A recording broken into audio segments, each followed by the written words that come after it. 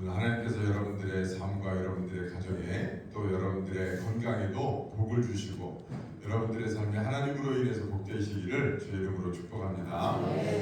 아마 어떤 부모든지 자식이 복받기를 다들 원할 거예요. 그렇죠? 저도 아이들이 셋이 있는데요. 저희 아이들이 하나님 앞에서 복된 인생을 살았으면 좋겠다 그렇게 생각을 합니다. 그리고 그렇게 기도합니다.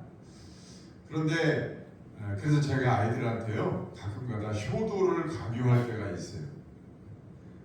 야, 아빠 뭐가 먹고 싶으니까 뭐 사와라. 아빠가 뭐가 필요하니까 뭐 좀 사다고 이렇게 효도를 강요할 때가 있어요. 종종 일부러 그렇게 합니다. 왜냐하면 하나님이 약속하셨거든요. 이 땅에서 부모에게 효도하면 하나님이 복을 주시겠다고 약속하셨어요. 그러니까 저는 진짜 아이들이 복받기를 원해서 아이들을 복받게 하기 위해서 확실한 것 중에 하나가요. 아이들한테 효도를 가르치는 거예요. 효도를 가르치는 거예요. 여러분 아이들한테 자녀들한테 미안하다고만 생각하지 마시고 자꾸 부모에게 효도 어떻게 하면 효도하게 할까를 고민하시고 기도하시면서 효도를 가르치세요. 그러면 여러분 하나님이 그 자녀에게 복을 주신다. 하나님이 아브라함에게 복 주시기를 원하셨어요. 그래서 어느 날 아브라함에게 나타나셔서 아브라함아 내가 너한테 반드시 복 주고 복 주며 복을 주겠다 약속하고 맹세하셨어요. 그리고 너뿐만 아니라 너로 말미암아 너의 후손들에게도 내가 너와 똑같이 복을 주고 복을 주겠다. 아브라함이 하나님이 약속하신 그 약속을 믿지 않을까봐 자기 이름을 두고 약속하시고 거기에 덧붙여서 맹세까지 하셨어요. 히브리서 6장 13절에 나오는 말씀이죠. 뿐만 아니라 하나님의 에베소서 1장 3절에도 보면은요 그리스도 안에서 하늘에 속한 모든 신령한 복을 우리에게 주시도다 그러셨어요. 그러니까 하나님은 사람에게 복 주기를 원하시는 하나님이세요. 믿습니까? 네. 우리 한번 오른손 들어보세요.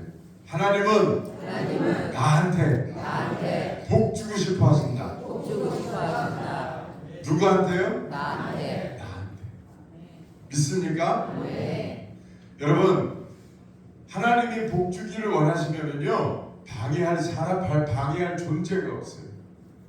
그런데 여러분 두 가지 조건이 필요해요. 하나님이 복 주시려면 첫째는 뭐냐면요 믿음이 있어야 돼요. 어떤 믿음이냐? 하나님이 나를 사랑하셔서 이제까지 나를 지키시고 보호하시고 나를 여기까지 인도하셨다.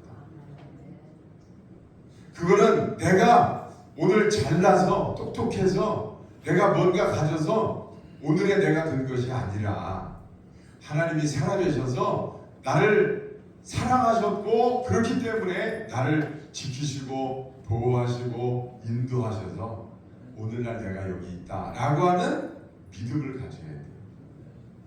그러니까 여러분 하나님이 주시는 은혜와 복을 받으시려면 꼭 이 믿음을 가지시기를 바랍니다. 두 번째는요 하나님을 신뢰해야 돼요.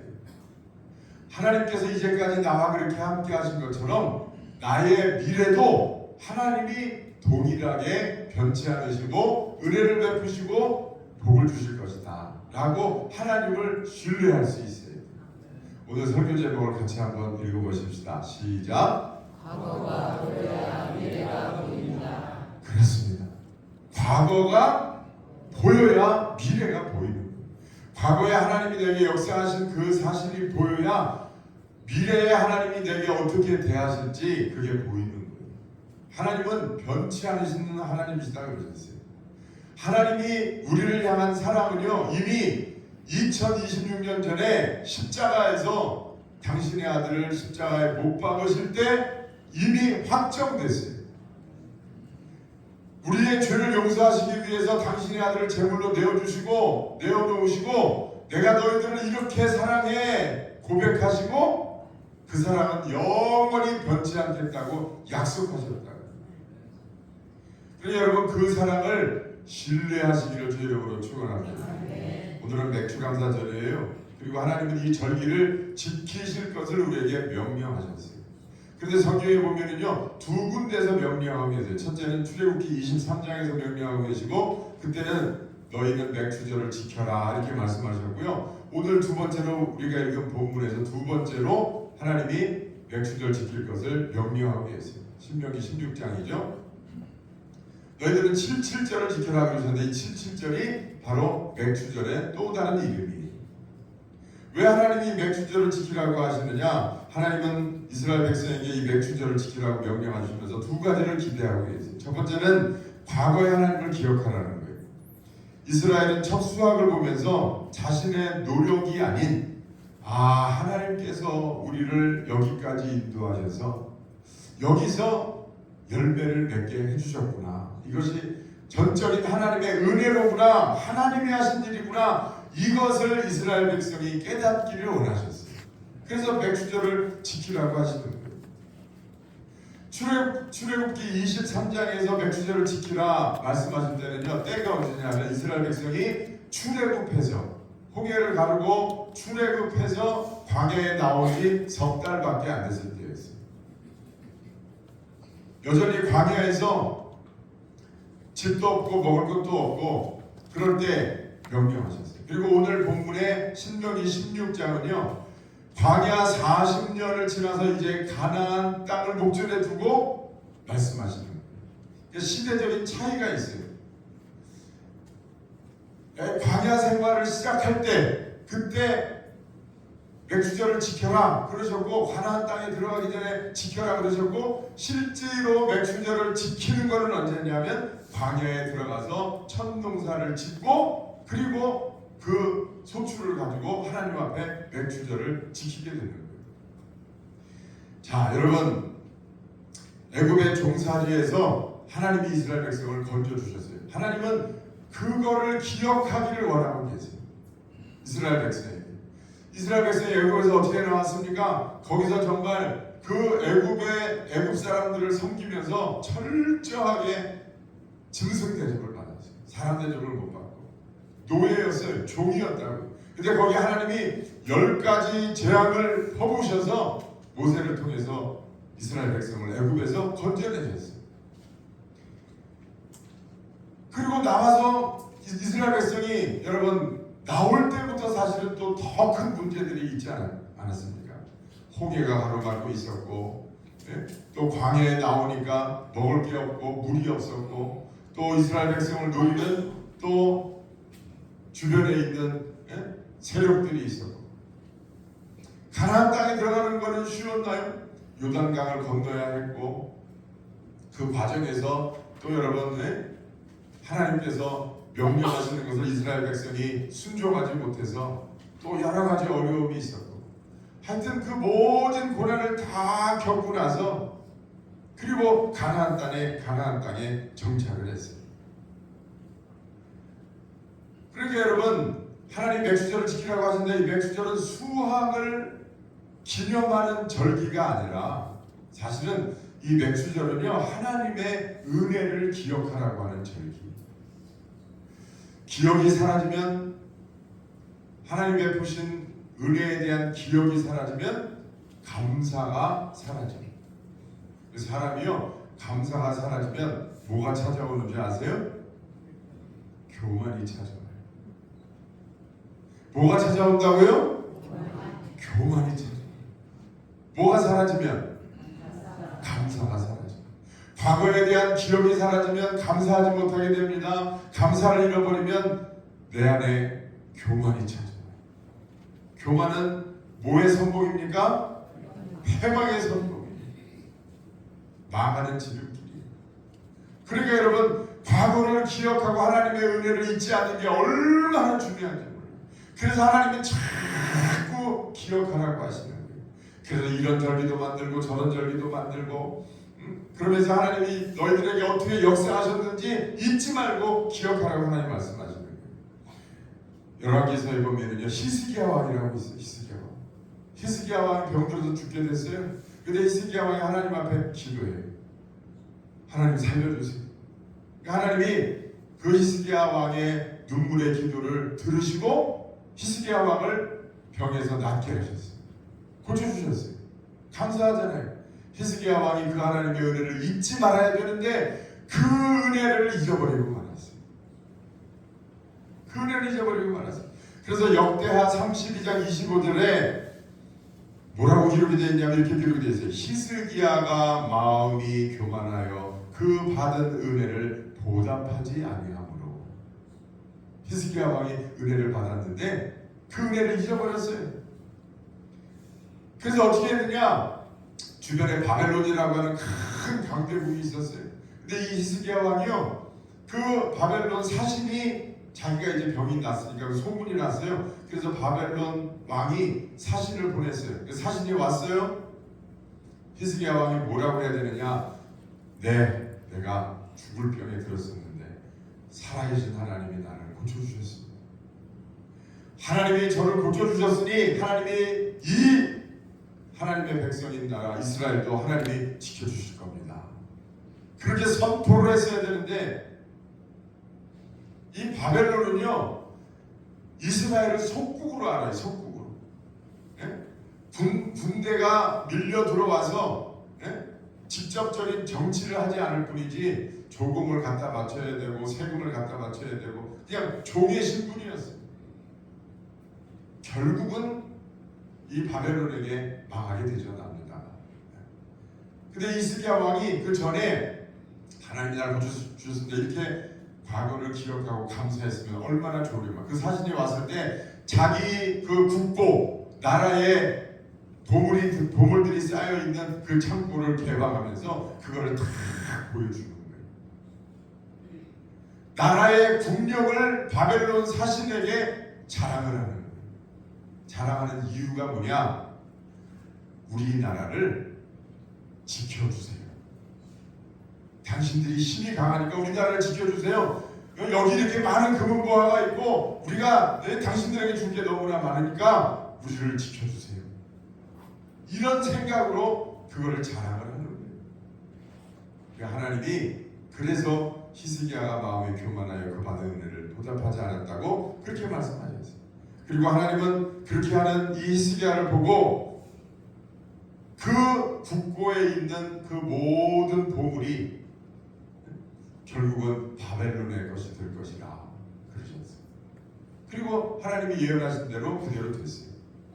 물질을 의지하고 세상을 의지하고 사람을 의지하니까 하나님께서 결국은 거기에 너희들이 포로가 될 것이고 속하게 될 것이고 그것들이 너희를 집어삼킬 것이라고 말씀하셨어요.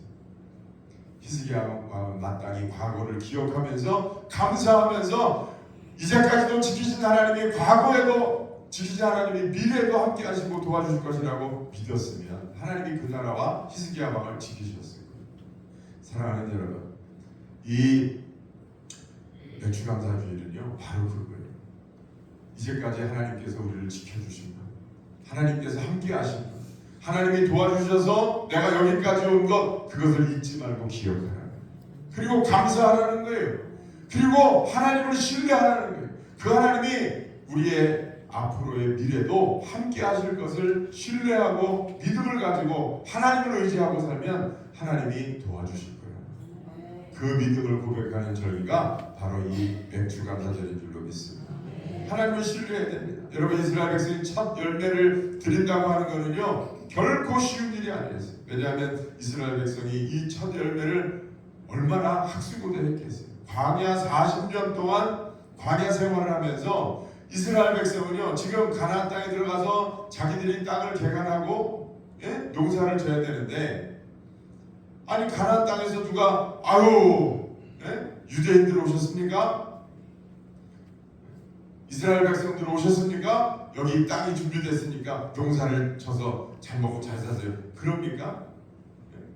그 사람들하고 정착 거기 원주민들하고 싸워야 되고 거기 가서 땅을 다시 개간을 해서 거기서 새로운 삶을 시작을 해야 되는 거예요. 그러니까 얼마나 어렵겠어요.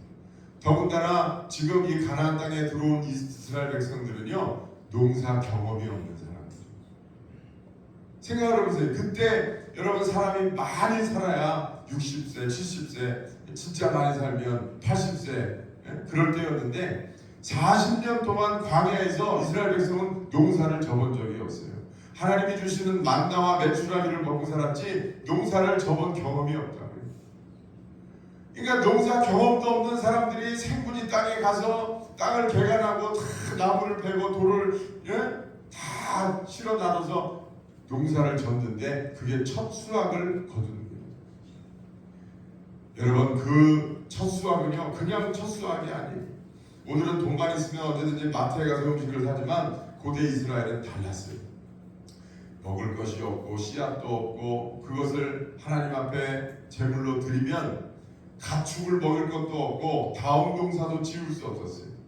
이 첫 보리와 밀의 수확은 이제 우리 가족이 살 수 있겠구나 라고 하는 생명의 신호였어요. 가나안에 들어와서 처음 씨를 뿌리고 비가 올지 씨 뿌리고 나서 이게 싹이 날지 병이 들지 누가 알아요? 아무도 장담할 수 없어요. 매일 밭을 보면서 이게 언제 익을까? 과연 이게 열매를 맺을 수 있을까? 얼마나 노심초사했겠어요. 그리고 얻은 것이 첫 수확물이에요. 그 첫 수확물은요 그는 단순한 농작물이 아니에요. 이스라엘 백성의 생명이었어요. 하나님은 그것을 바치라고 하시는 거예요. 그거를 바치는 게 여러분 얼마나 어려웠겠어요. 그 첫 열매는 하나님이 가나안을 주셨다는 증거고 하나님이 약속을 이루셨다는 증거고 광야가 끝났다는 증거고 이제 정착했다는 증거고 하나님께서 여전히 우리와 함께 하신다는 증거였어요. 하나님은 그것을 받기를 원하셨어요. 사람의 본능이 뭡니까? 조금 더 모아놓고 조금 더 쌓아놓고 남으면 그때 감사한 마음으로 하나님께 드리자 이거예요.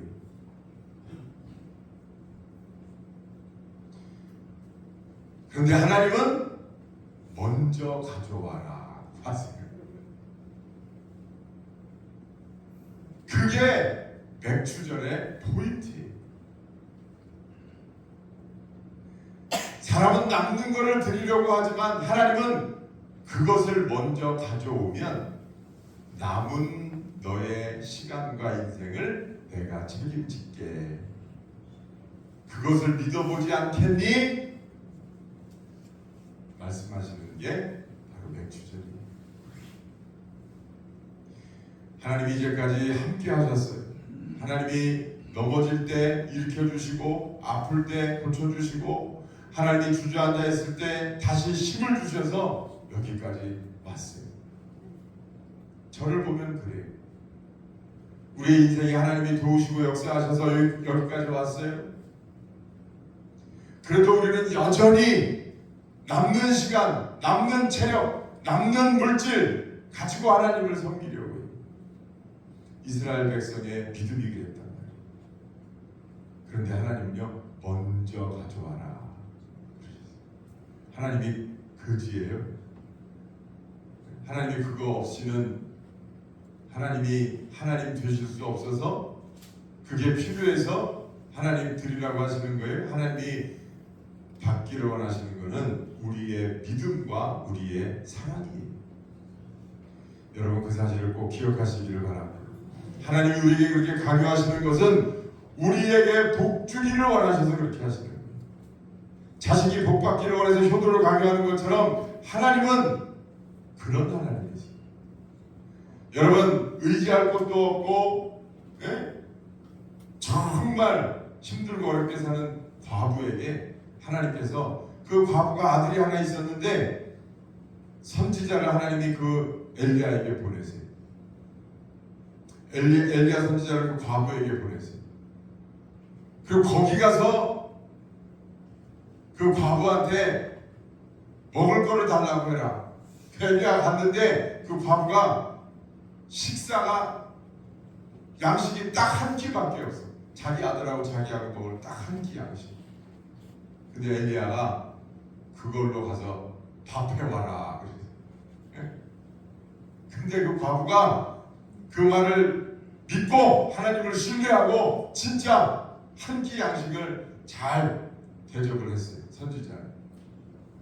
그랬더니 그 선지자가 가서 그릇을 다 준비해 와요. 그리고 그 병에 기름, 그 당시에는 이제 기름과 그 가루 음식, 그걸로 이제 양식을 삼았는데 하나님이 복을 주셔서 그 기름에 기름이 닿지 않고 그 그릇에 양식이 떨어지지 않도록 하나님이 놀라운 축복을 허락해 주셨어요. 하나님은 그 과부의 어려움과 기도를 들으셔서 그렇게 역사하신 줄로 믿습니다. 여러분, 이스라엘에게 첫 열매는 첫 수확이 아니라 살아갈 희망이었습니다. 그래서 첫 열매를 하나님께 드린다고 하는 것은 곡식을 드리는 것이 아니라 바로 자신들의 뇌일을 하나님께 드리는 행위였습니다. 하나님, 지금까지 먹이신 하나님께서 앞으로도 먹여주실 줄로 믿습니다. 그런 고백이었어요. 그리고 또 한 가지 우리가 맥주절을 지키는 방법이 뭐냐? 신명기 16장에 맥주절을 지키라고 하시면서 하나님이 너희들은 종과 객과 고아와 과부를 불러서 함께 즐거워하라 그랬어요. 이 네 부류의 사람들은 종은요 주권이 없었어요. 자신이 없는 존재예요. 또 객은 누구냐? 손님입니다. 손님은 집이 없어요. 과부는 남편이 없습니다. 고아는 부모가 없어요. 이 네 부류의 사람들은 지켜줄 사람들이 없고 그리고 의지할 곳이 없는 사람들. 근데 하나님께서 그 네 부류의 사람들을 불러다가 같이 77절을 지내면서 잔치를 하고 하나님 앞에 먹고 마시라고 그렇게 명령하셨어요. 여러분, 맥주절은요 개인의 즐거움과 개인의 신앙 고백만이 있는 절기가 아니에요. 우리 주변에 소외되고 어려움 당하고 고난 가운데 있는 사람들을 기억하면서 그 사람들을 위해서 기도하고 그 사람들을 불러다가 함께 즐기는 감사절이 바로 이 77절이고 바로 맥주 감사절입니다. 얼마 전에 베네수엘라라고 하는 나라에서 큰 지진이 일어났어요. 강도 7.2의 지진이 일어났어요. 그래서 몇 명이 죽었느냐? 어제 기준으로 보니까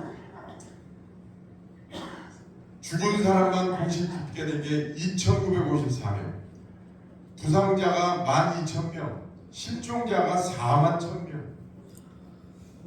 실종자 41,000명 중에 몇 명이나 살아있어요? 거의 죽은 거예요. 99% 죽은 거예요. 수만 명이 이 지진으로 인해서 죽었어요. 주택과 병원, 학교 등을 포함해서 수만 채의 건물이 붕괴되고 심각한 손상을 입었어요. 여러분 뉴스 보셨죠? 거의 진짜 아비규환이에요, 아비규환.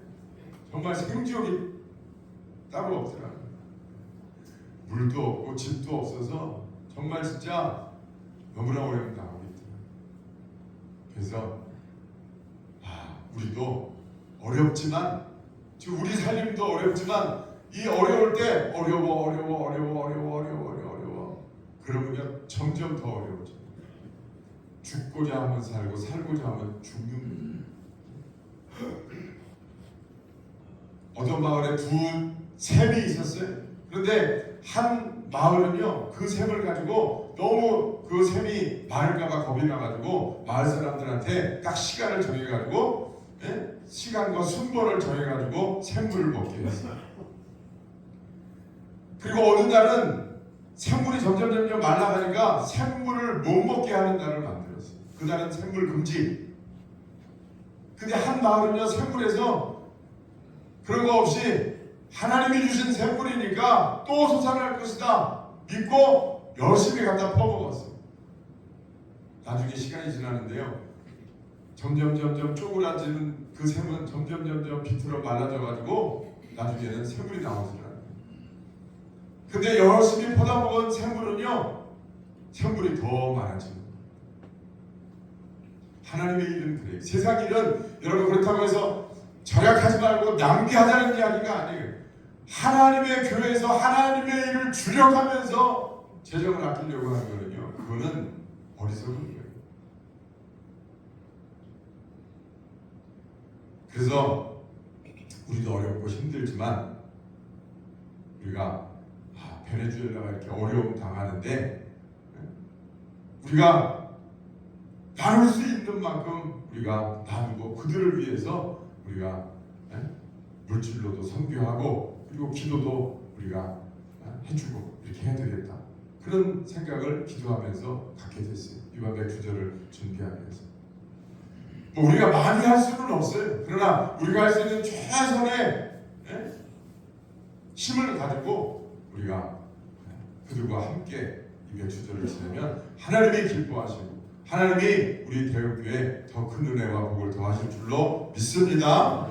그렇게 맥주절을 지내라고 하나님이 말씀하셨어요. 맥주절은 단순히 감사하는 절기가 아닙니다. 과거의 은혜를 기억하고 감사하고 그 감사를 바탕으로 미래를 하나님께 맡기는 믿음의 절기. 하나님이 여기까지 우리를 인도해 주셨어요. 위험에서 보호해 주시고 필요한 것을 공급해 주셨어요.